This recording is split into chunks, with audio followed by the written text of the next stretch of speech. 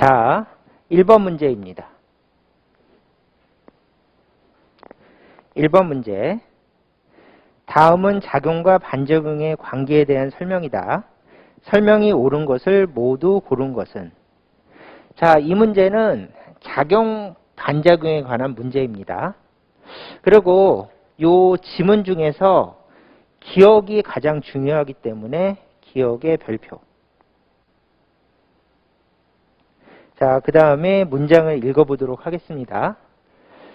물체의 무게에 대한 반작용은 수직항력이다. 이렇게 문장이 주어져 있는데 이 문제는 무게에 관한 질문입니다. 이거를 체크하시고요. 자, 그러면 이제 꼼꼼하게 정리하면서 문제를 풀어보도록 합시다. 자, 1번. 지구가 물체를 잡아당기는 힘은 중력이다. 이거는 중력에 대한 정의죠.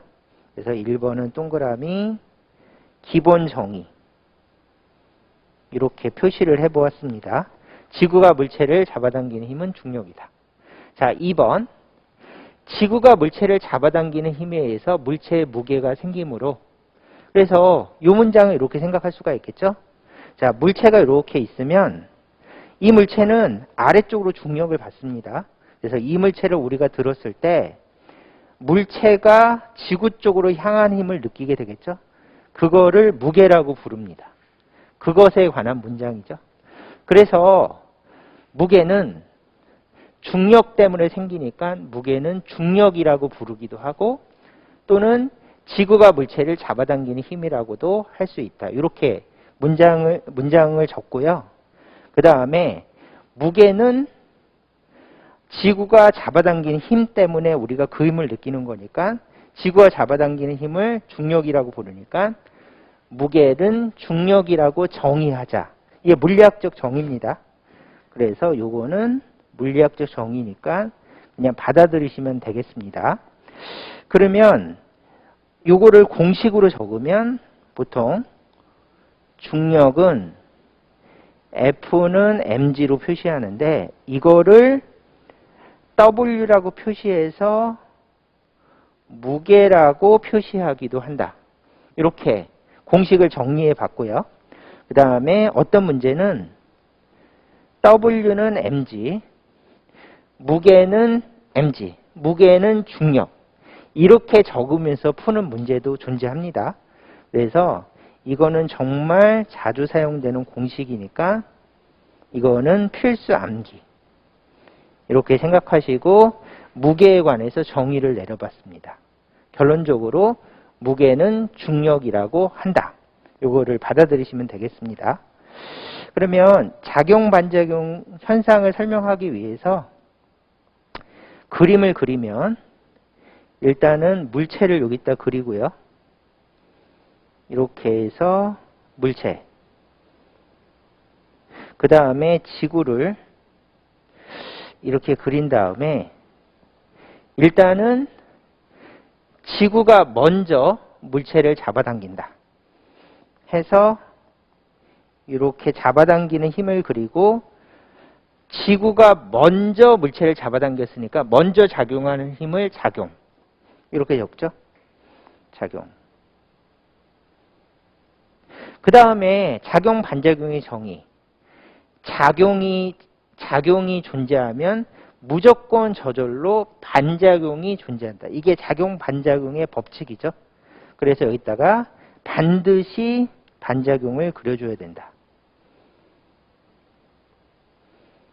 이렇게.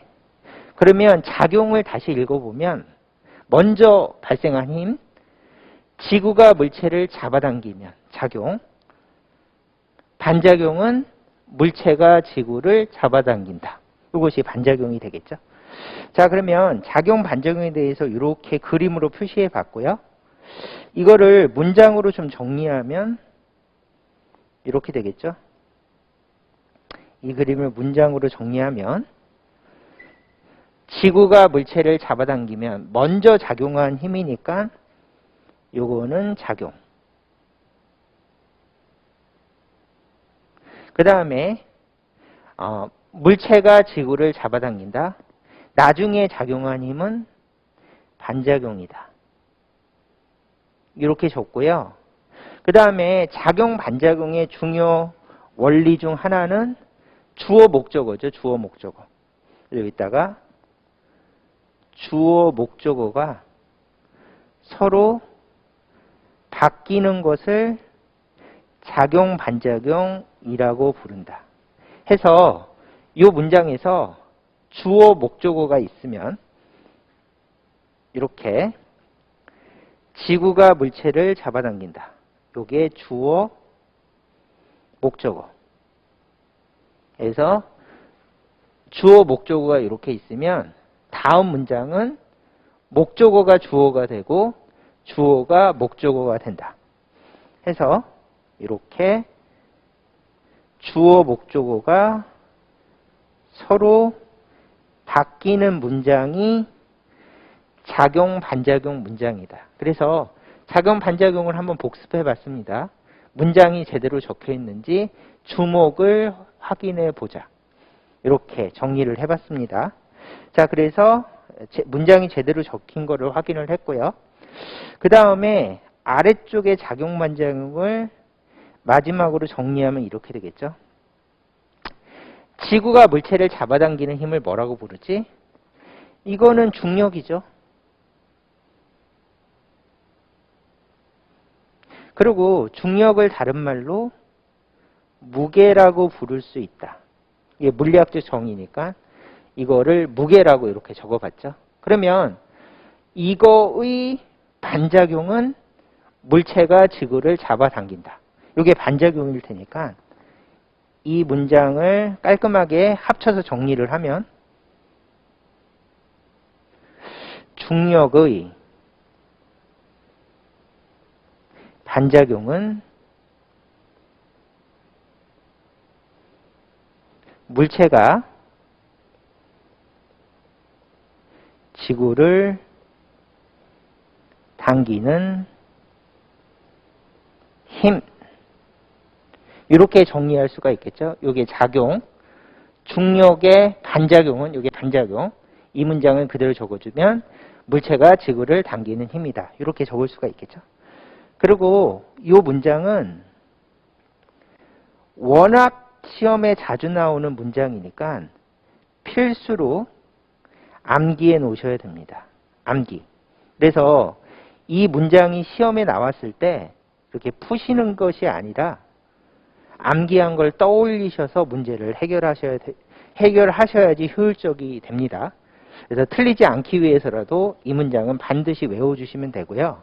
문제에서는 중력 대신에 무게로 출제되었다. 그래서 중력은 무게로 바꿔줄 수가 있으니까 무게의 반작용은 물체가 지구를 당기는 힘이다라고 문장이 되어야지 맞는데 기억을 봤더니 무게에 대한 반작용은 수직항력이라고 적혀 있으니까 기억은 틀린 문장이 되겠습니다.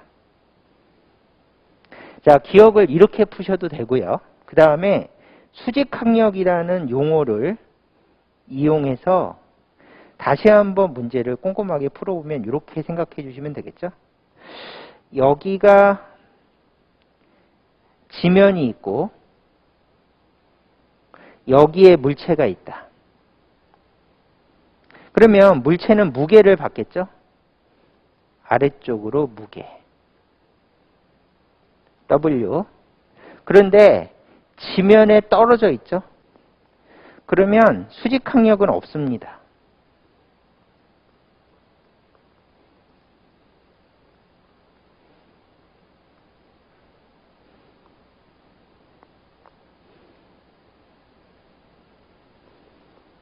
이렇게 적을 수가 있겠죠. 그래서 작용 반작용은 힘의 크기가 방향은 반대이고 힘의 크기가 같아야 되는데 물체가 지면에서 떨어져 있으니까 수직항력은 존재하지 않기 때문에 무게의 반작용이 수직항력이라는 문장은 틀린 문장이 되겠습니다. 자, 그렇게 해서 이 문장이 성립하지 않을 때가 있으니까 이 문장은 틀린 문장이다. 이렇게 받아들여 주시면 되겠습니다. 자, 니은을 풀겠습니다. 니은. 배가 노를 저어서 앞으로 나가는 것은 작용 반작용으로 설명된다. 이렇게 돼 있죠. 그러면 니은은 이렇게 봐주시면 되겠습니다. 니은 이렇게 배가 있고 배에 노가 달려 있고 물이 있는데 일단은 노로 물을 뒤로 밀죠. 작용. 그래서 먼저 밀었으니까 이쪽으로 작용을 시켰다. 힘 F. 그 다음에 두 번째로 노가 물을 밀면 반드시 무조건 반작용으로 물이 노를 앞으로 민다. 그래서 반작용을 앞으로 이렇게 표시해 주시면 됩니다. 그래서 반작용. F2. 그 다음에 가만히 보면 이 F1은 물을 뒤로 미는 힘이지 F1하고 F2가 물에 작용하는 힘은 아니에요. 그래서 물은 F1만 받고 있고 그 다음에 두 번째로 노는 F2만 받고 있다. F1은 물에 작용하는 힘이고 F2는 노에 작용하는 힘이다. 그래서 가끔씩 힘의 평형으로 착각하시는 분들이 있는데 절대로 힘의 평형이 아닌 게 배하고 노는 힘 하나만 받습니다. 그래서 힘의 평형 때문에 정지한다 이렇게 생각하시면 틀리고요. 배와 노는 F2라는 힘 하나밖에 받지 않기 때문에 힘을 받은 물체는 앞으로 간다 하는 원리에 의해서 이 배는 F2라는 힘을 받기 때문에 F는 M에 의해서 앞으로 가게 된다. 이렇게 설명하시면 이 현상을 꼼꼼하게 한꺼번에 설명한 내용이 되겠습니다. 그리고 조심해야 될 거는 이 배와 노는 힘 하나만 받는데 F2만 받아서 절대로 힘의 평형은 아니고 무조건 힘 하나를 받았으니까 이 힘에 의해서 앞으로 가게 된다. F는 MA. 이렇게 설명해 주시면 이 현상이 설명이 됩니다. 그래서 두 번째 문장. 배가 노를 저어 앞으로 나아가는 것은 작용 반작용으로 설명된다. 또한 F는 MA로 설명된다. 이렇게 이해해 주시면 돼서 니은은 맞는 문장입니다.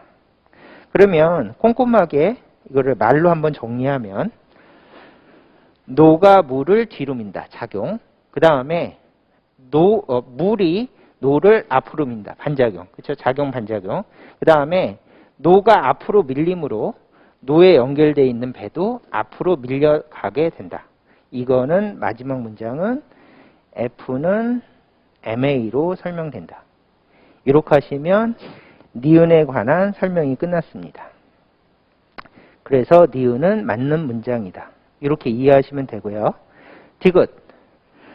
로켓이 가스를 분출하며 앞으로 추진하는 것은 작용 반작용으로 설명된다. 디귿은 니은과 똑같이 설명하시면 됩니다.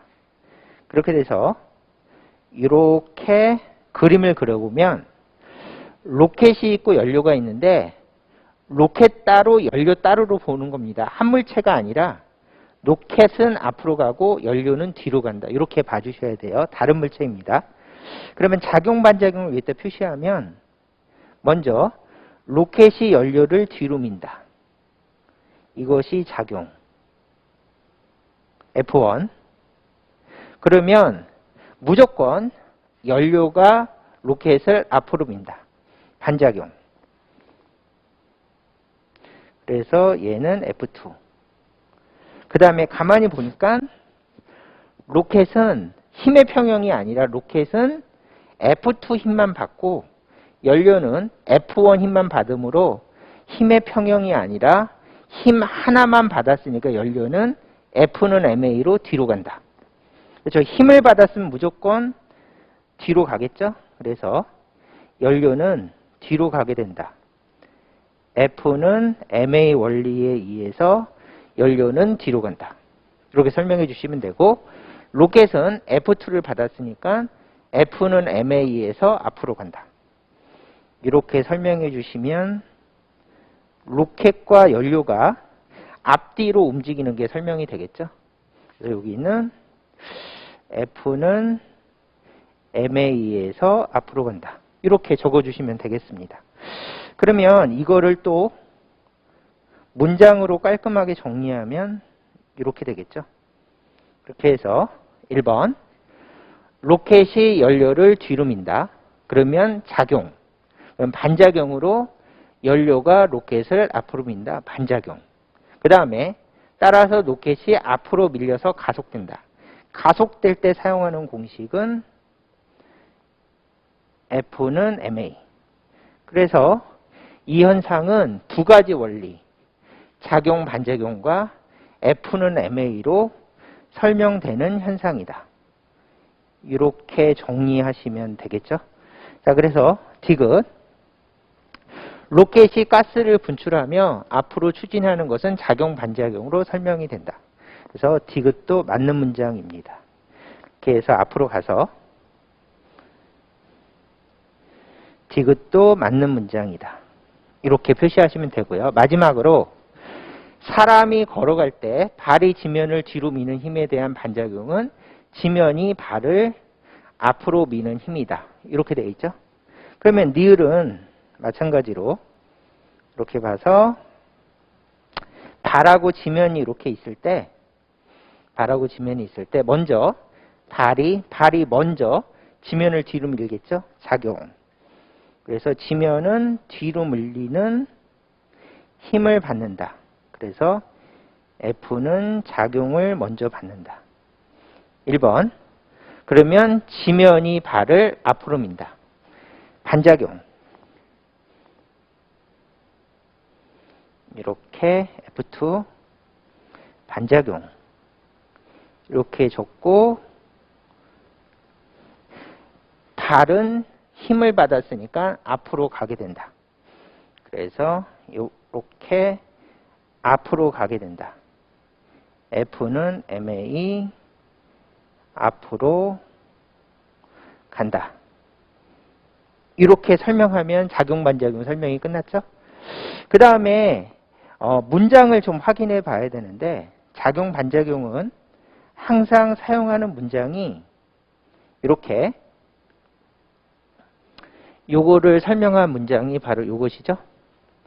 그 다음에 이 문장을 확인할 때는 항상 주어, 목적어가 서로 바뀌는지 확인을 해주시면 되고 이걸로 푸는 경우가 압도적으로 많아서 이것이 별표죠. 그러면 주어, 목적어를 체크하시면서 발이 지면을 뒤로 민다. 작용. 주어, 목적어. 그 다음에 주어가 목적어로 가고 목적어가 주어로 가는지 문장을 확인해 보자. 해서 이 방법이 작용, 반작용이 헷갈릴 때 꼼꼼하게 풀 수 있는 가장 중요한 방법이라서 이 방법을 다시 한번 설명했습니다. 그래서 주어가 목적어로 가고 목적어가 주어로 갔는지 주목을 문장에서 확인해 보자. 그랬더니 주어가 목적어로 갔고 목적어가 주어로 갔으니까 작용, 반작용이 맞다. 이렇게 확인해 주시면 되겠죠. 그렇게 돼서 니을 문장. 사람이 걸어갈 때 발이 지면을 뒤로 미는 힘에 대한 그러면 여기다가 주어, 목적어. 그 다음에 뒤로 갔더니 지면이 발을 그래서 목적어가 주어가 됐고 그 다음에 주어가 목적어가 된 것을 확인했으니까 발을 앞으로 미는 힘이다. 이렇게 돼 있으니까 주목이 맞아서 맞는 문장이다. 이렇게 선택해 주시면 되겠죠. 자, 그러면 이쪽으로 가서 니을은 맞는 문장이니까 니을은 맞다. 이렇게 표시하시면 되겠습니다. 그래서 기억은 틀리고 니은, 디귿, 리을이 맞아서 답은 2번입니다. 자, 1번 문제는 여기까지 풀도록 하겠습니다.